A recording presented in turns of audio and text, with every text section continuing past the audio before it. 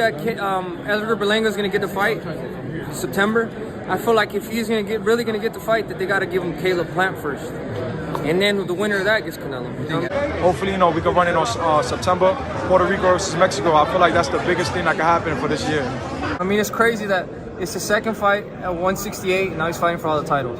Berlanga, I don't want to talk shit about this guy. I'm just saying facts. He hasn't really fought nobody. I couldn't agree more with David Benavidez. I really feel like these young, up-and-coming guys who are trying to establish themselves, when you get offered a Canelo fight, doesn't mean you should take a Canelo fight. I'd really like to see these young guys like Munguia or Edgar Berlanga really climb the ladder and earn their way up to the top and just show exactly where you're established in the 168-pound division. You're still going to get credit for beating a Caleb Plant. You're still going to get credit for beating a Demetrius Andrade. You're still going to get credit for beating a David Benavidez. But that's if you get past these guys. And this is really going to show exactly where you rank in that division versus going up to fight Canelo. Yes, it's a great opportunity. Who knows if you're going to get that opportunity again. You're going to get paid very well for it. But you're up and coming. You're not established. You're establishing yourself. I think you should. These young guys should really fight an established 168 top fighter before accepting that Canelo fight, losing, and then having to go back down and fight a Caleb Plant, a David Benavidez, a Demetrius Andrade, or another top guy in the 168-pound division. And then let's assume you get past those guys.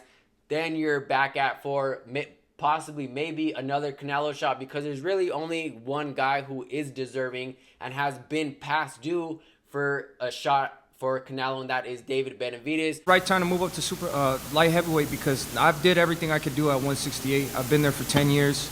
The only other thing I had to achieve was, fighting for the unified world titles, and Canelo Alvarez is holding all of them. So he doesn't want to give me the fight. I've been mandatory for the past 3 years. I've done everything I could do to get that fight.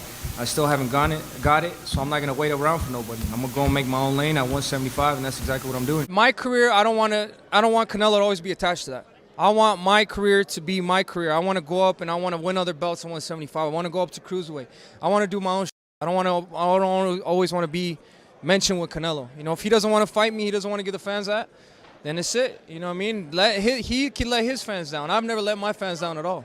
We know what he's going to do with his career. I like how David Benavidez says that I'm not going to wait on Canelo. I'm going to do exactly what I feel like I should be doing. I'm going to move up. I'm going to compete at this weight class. I'm going to snatch me up some titles. And I'm not really going to wait around at the 168-pound division for Canelo to make up his mind if he wants to fight me or not. But like I said, these up-and-coming guys should really go through established fighters and establish themselves to see exactly where they rank, instead of getting your 15 minutes with Canelo, getting some highlights, and then obviously fighting the guys who are under him and who he has already beat. But like I said, you're still going to get credit for a Caleb Plant, a Demetrius Andrade, and a David Benavidez, and that's assuming you get past him, and that's exactly going to show how good you are, how high of a boxing IQ you have, and if you deserve that Canelo shot, because there's only really one person at the 168-pound division who deserves that shot if he decides to stay, and that is David Benavidez.